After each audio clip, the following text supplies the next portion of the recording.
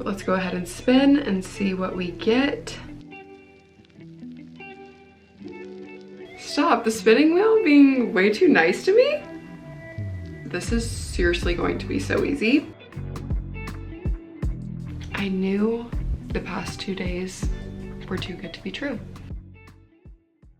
Hi friends, welcome back to the channel. I have a few days off of work, so I thought it would be the perfect time to do a little bit of a reading challenge. And I had debated whether I want to do a 24-hour readathon, reading 200 pages a day, but then I thought of a video idea that I haven't done before, and that is letting a spinning wheel pick how many pages I read per day. I thought this would be the most fun way to do it because I'll never know what I get entering into a day. Could be a very easy day, could be a very hard day. So I have set up a spinning wheel to go from 50 to 300 pages within increments of 25. And my two rules for the challenge is that I can go over the number of pages that the spinning wheel chooses, but if I don't complete my pages for the day, I do need to roll those over into the next day. So with that out of the way, let's go ahead and see how many pages I'll be reading on day one. And spin. I do have quite a bit of time today, so I can do a higher number of pages. And it looks like it will be exactly that. I need to read 250 pages today.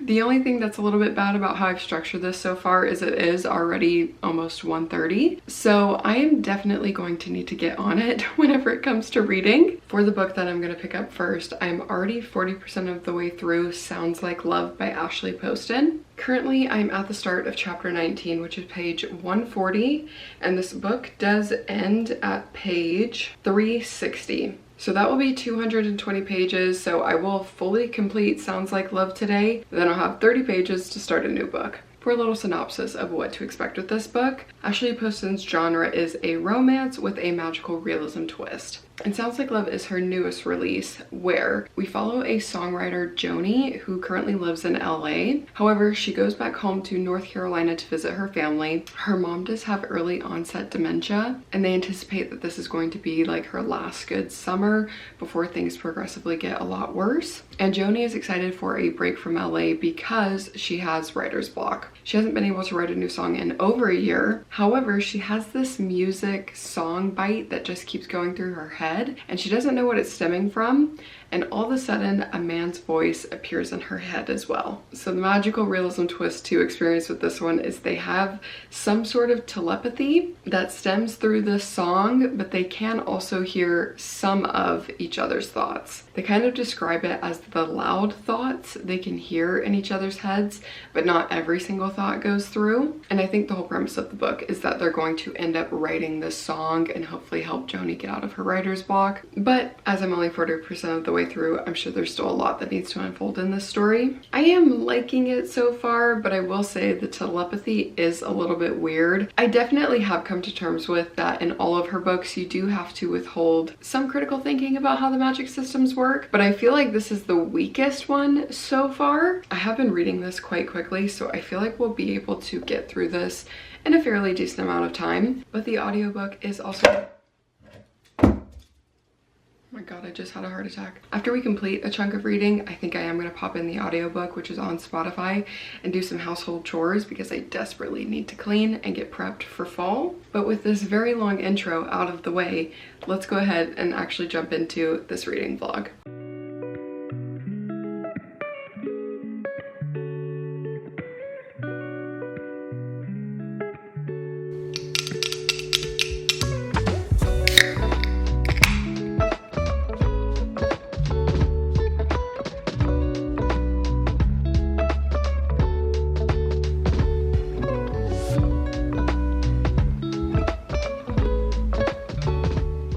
Time for a little 100-page check-in, which unfortunately took me much longer than I feel like it actually needed to. I've been spending way too much time on my phone recently, so I feel like my attention span is shot right now. But I'm now at page 242, the start of chapter 29, and I'm still feeling quite mid about this book so far. Thinking back to what I said whenever I first introduced this book, I don't really feel like I explained who our MMC is, but he's someone who's also in the music industry, which is why they're able to write and create the song together. But really, a large focus of this has just been them trying to collaborate, get this written, try and figure out ways to get out of each other's head, and slowly over time they're kind of starting to build a relationship as well. I'm almost at 70% now and they've only kissed, so it is quite a slow burn romance. I don't think there's going to be much spice in this book whatsoever. So much of their relationship is based off of music and the song, and I'm just really struggling to connect to it. I played music as a kid, but I don't really feel like music has this huge impact on my life. So a lot of what they're talking about, I feel pretty detached from. There are some aspects of this romance that do remind me of Not Another Love Song by Julie Soto, because that is a love story between two musicians and music is such an integral part of their relationship. That book I gave 5 stars because I just really resonated with their love story, and something is holding me back from this one, which I'm so sad to say because I do really love Ashley Poston's writing. I just find the plotline surrounding the music and writing the song pretty weak, and the magical realism aspect to this really isn't as fun because the telepathic nature of their relationship is so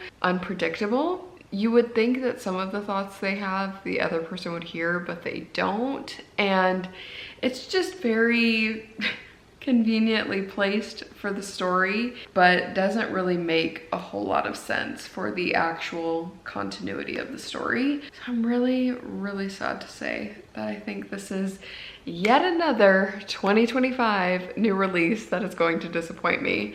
I have had the worst luck whenever it's come to the new releases this year. So many of my anticipated releases have let me down. But anyways, that's my 100-page check-in. My Kindle says that I have like an hour and 15 minutes left of reading. However, I really need to like do some stuff around the house, do some cleaning, check a few things off my to-do list. So I'm gonna pop in the audiobook. Maybe I'll end up finishing the book through audio, but if not, I can get some clips of us wrapping this up. And I think our next check-in will be once I finish Sounds Like Love.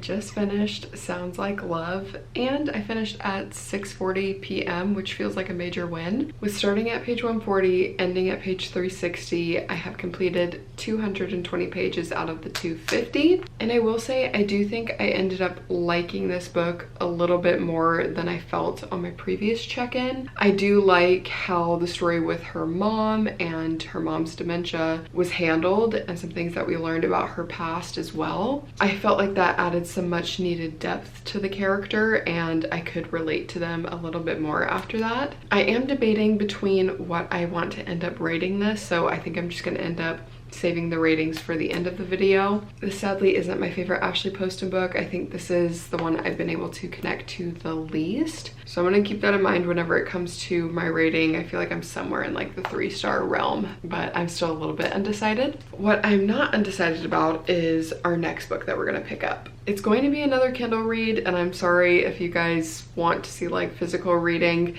I just have a ton of books from my library right now, and obviously from the library you only have them for 2 weeks, so I need to make the most of it. And the next book that I want to pick up is The Rose Bargain by Sasha Peyton Smith. This, I believe, is a YA romantasy, and I believe the comps for it were The Cruel Prince meets Bridgerton meets The Selection. And I originally got introduced to this because Alexa Ray rated this 5 stars and was raving about it, and then I think also Emmy has read this and also really enjoyed it. So I feel like a fun little romantasy would be a good book to pick up, especially because if we get a longer page length in upcoming days, I don't think that this will be too bad to get through. Since I need to get to page 30, that will take me exactly to chapter 3. I think I'm probably going to save reading this until this evening because I do like to read right before bed, and I doubt at 30 pages I'll even know too much more about this plot,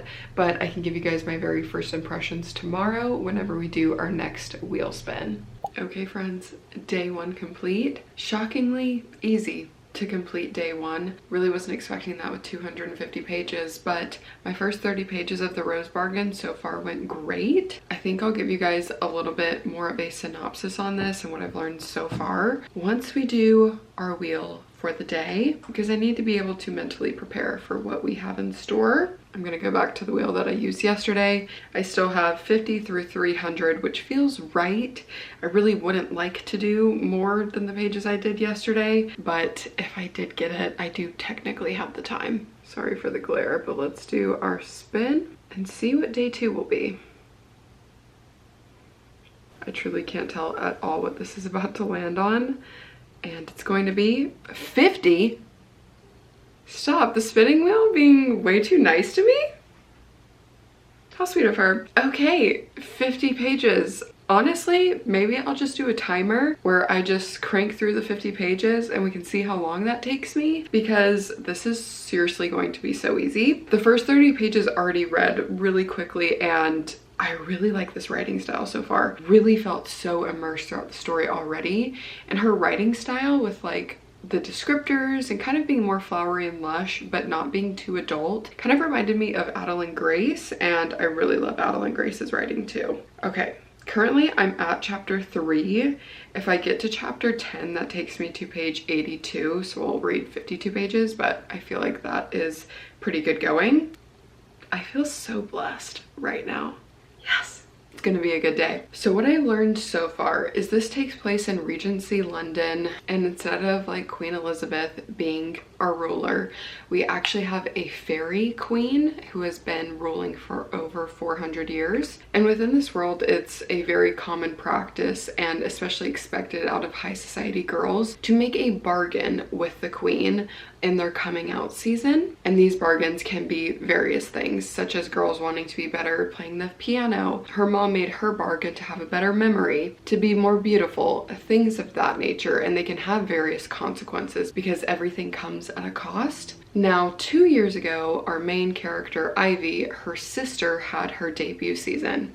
And her sister kind of caused some scandals because she wasn't forthcoming with what her bargain was, and there was a lot of secrecy around it. We're first introduced to Ivy as she is searching for her sister because her sister has been missing, and her sister ends up coming back home under very mysterious circumstances, all bloodied up and scared. I ended off on page 30 at the day before Ivy's bargain with the queen because it is going to be her introduction to society. Now, because of the whole situation with her sister bringing on the scandal, they are kind of outcast of society right now, so there's a lot of pressure on Ivy to make a good bargain and hopefully find a marriage match this season. Now that's all I really have to give to you guys since I am only 30 pages in. I don't know how much else I'm going to get within these next 50 pages, but I imagine we're at least going to see Ivy's interaction with the queen and what her bargain will be. But within these 30 pages, my first impression is very positive. I do really like the writing style, and I am really curious to see what's going to happen since there is so much pressure on Ivy. But let's go ahead and hop in and see how long it takes me to read these 50 pages.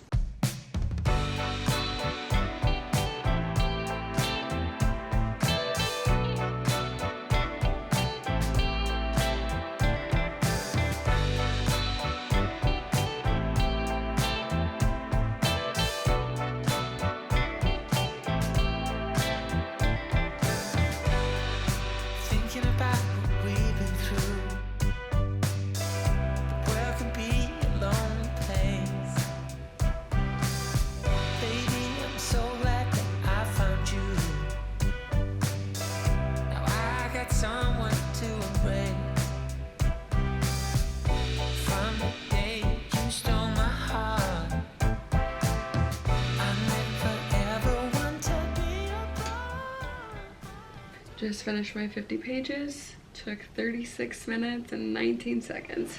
I felt like yesterday was kind of a lucky day because I only had to read for a few hours. But 36 minutes will be hard to beat. I honestly am loving this book. Really, all that has changed is it got announced whenever Ivy got to the palace that this year is going to be a little bit different for the suitor season because the queen's son, aka the prince, is actually looking for a wife this year. So there's going to be this whole competition aspect to him finding a wife, which is where I think the selection comes in. I haven't read that series, but I know a lot of people have, and apparently that's a pretty good comp for this. So we've had their first little competition and Ivy's bargain conversation that she had with the queen. And now the season has started and she's going to be living at the castle with some of the other girls. Really good first impression for the first 80 pages. I feel like I am definitely in it. I'm curious how long this book actually is. This is the start of a duology, which I love. Bring back duologies, but this was a pretty new release and the second book has not come out yet. It looks like the acknowledgements start on page 386.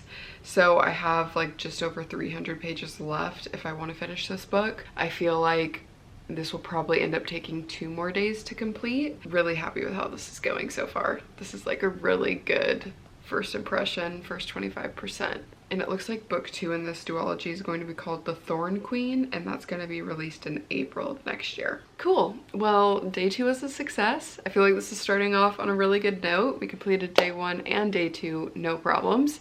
Does that mean we are geared up for a successful week, or are these next few days going to really hurt? I am a little bit nervous because I'm not going to have as much free time these next few days. So we'll see how it goes, but I'm feeling really good going into day 3, and we'll continue on with the Rose Bargain tomorrow. Jump scare. Might look a little different than I normally do because I am indeed about to go to the pool. But I need to see how many pages I am actually reading today. I'll be honest, there's no way that I can actually read the 300 max, but we're just gonna test our luck on the first spin and see how this goes. I feel like my preferred number would be around 150, but you never know. Does this say 75? 75. Okay, we could definitely do that. If I actually dedicated myself, I could do 75 pages in less than an hour. Thank you, spinning wheel gods, for this one. I'm really nervous that this means my next 2 days are going to be really rough, but again, we're just going to take the wins as they come. We will be reading another 75 pages of the Rose Bargain. So I'm currently at page 82. I need to read 75 pages, so that is 157, and that would bring me to about chapter 18. Very fun. I'm excited to read more of this. I'm gonna try and bring you guys to the pool. If I remember to film and read, you guys will see clips of it. But keep in mind, I am going with one of my best friends, so the likelihood that we're just gonna sit and yap is pretty high.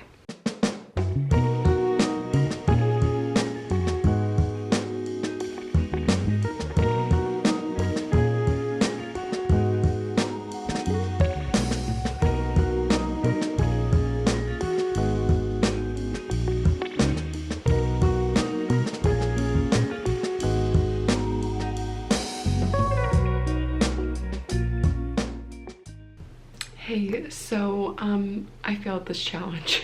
Not only did I miss my number of pages, but I also skipped an entire day. So let's do a little bit of a catch up. I did warn you guys that I was going to the pool with my friend and that we probably would yap. I probably read a solid 5 pages at the pool. So the last time we spoke, I was supposed to get to page 157. I only ended up getting to page 126, so I was 31 pages short, and I'll need to add the 31 pages to our next reading day. I could not come on camera yesterday because after the pool time, I did come home and have quite a wild girls' night out, and I am not built to be going out nowadays. So I needed a full recovery day, which is why we're just coming back a day later. It is already well into the afternoon. I am working, so I'm gonna have to read these pages during my break, during my lunch, after I get off. So there's no way that we're going all the way up to 300 pages as our max. I think I'm gonna do max 200, even though I would really prefer that we don't even get anywhere close to that. So So let's do a quick little spin, and whatever we get, I will add my 31 pages to. I feel like this is 100. Let's see. Why did this literally just give me 200? I knew the past 2 days were too good to be true. 231 pages for today. Really doubt that's actually gonna happen. I really doubt that's gonna happen. Where does that bring me to in this book? That brings me to like 350, which is almost the end of this book. But what is the likelihood that we're actually gonna read all of these pages? Not very high. I better get to reading. We'll see what we can do. I'm gonna try my best, but absolutely no promises made for today. I seriously knew this was going to happen. Let's get to reading.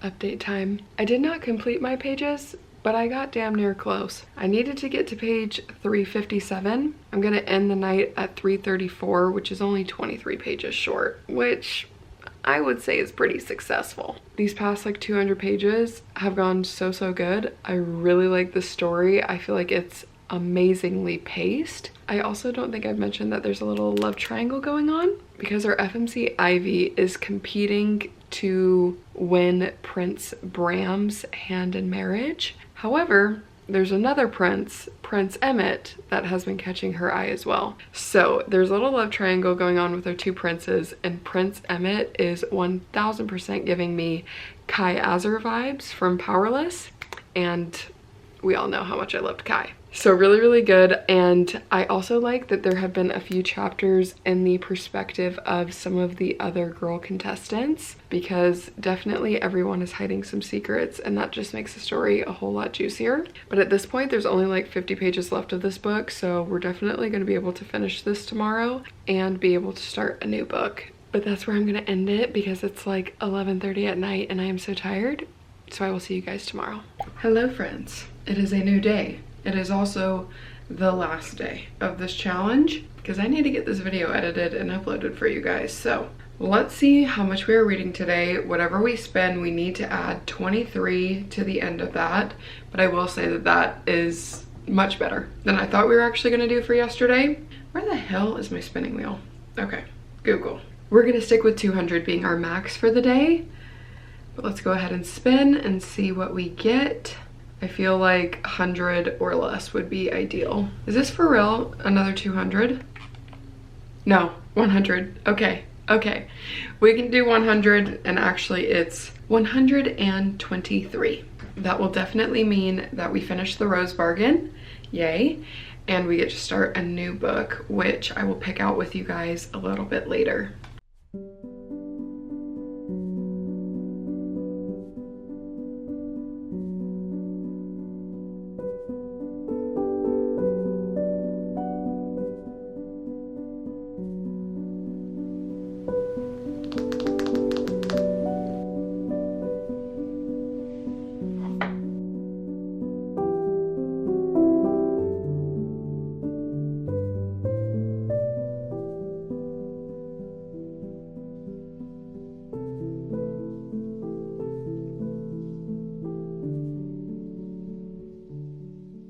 Okay friends, it is the end of this reading vlog, and that means it's time to debrief on the books that I read. I was able to end off on a strong note and complete my pages yesterday. After completing the Rose Bargain, I had 70 pages to read of You Belong With Me by mhairi McFarlane, and luckily exactly on page 70 was the start of chapter 12, so I was able to round it off on the perfect number of pages, which just felt like fate. Let's go way back to the first books that I read and talk about my ratings for those. On the first day of this challenge, I was able to finish Sounds Like Love by Ashley Poston. Ashley Poston is one of my auto-buy authors. I really love how she incorporates magical realism into her contemporary romances. That being said, her newest release didn't fully do it for me.